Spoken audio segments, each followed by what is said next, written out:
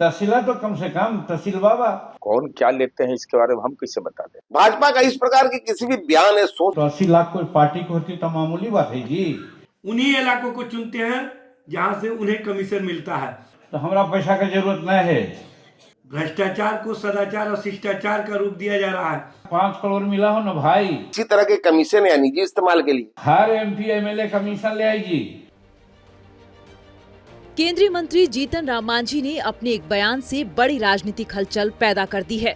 एक सभा को संबोधित करते हुए उन्होंने साफ कहा कि हर विधायक, हर सांसद कमीशन ले रहा है। जो नहीं ले रहा है वो गलती कर रहा है। उन्होंने कहा कि सांसद को 5 करोड़ रुपया मिलता है, अगर 10% कमीशन भी ले तो 40 लाख रुपया हो जाएगा। आप भी सुनिए केंद्रीय मंत्री किस तरीके से भ्रष्टाचार की पोल खोल रहे हैं। हर MP MLA कमीशन ले आएगी।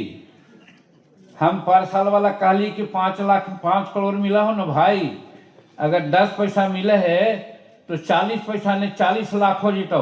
सब पार्टी के हम दे दिली कि ले में गाड़ी खरीद को मतलब खर फलना कर ये न करे था, 3 का दोष है। और यहू साल अगर चाहवा तो हमारा पैसा का जरूरत नहीं है, हम वो इनो साल देवो तो 40-80 लाख हो जी। तो 80 लाख कोई पार्टी को होती तो मामूली बात है जी। तहसीला तो कम से कम तहसील बाबा। इस बयान के बाद बिहार की राजनीति में बवाल मच गया है। NDA के घटक दलों ने मांझी पर ही सवाल उठा दिया और कहा कि ये उनकी निजी राय है। नीतीश सरकार करप्शन से समझौता नहीं करती।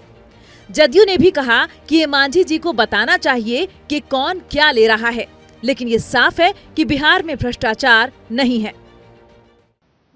यह सवाल तो वही बता पाए, इसलिए कि जो जिला योजना विभाग होता है उसके तहत आवंटन जो होता है वह सीधे सीधी जो कार्यरत वहाँ के इंजीनियर या पदाधिकारी रहते हैं उनके अधिकार क्षेत्र में होता है। तो अब कौन क्या लेते हैं इसके बारे में हम कैसे बता दें। सांसद विधायक निधि और कमीशन को लेके जीतन राम मांझी जी द्वारा कही गई बातें उनकी व्यक्तिगत सोच और निजी राय है। भाजपा का इस प्रकार के किसी भी बयान या सोच से कोई लेना देना नहीं।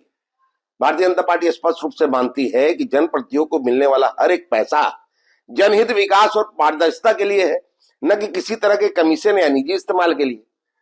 Bhajpa zero tolerance to corruption की नीति पर चलने वाली पार्टी है और किसी भी स्तर पर भ्रष्टाचार को स्वीकार नहीं करती।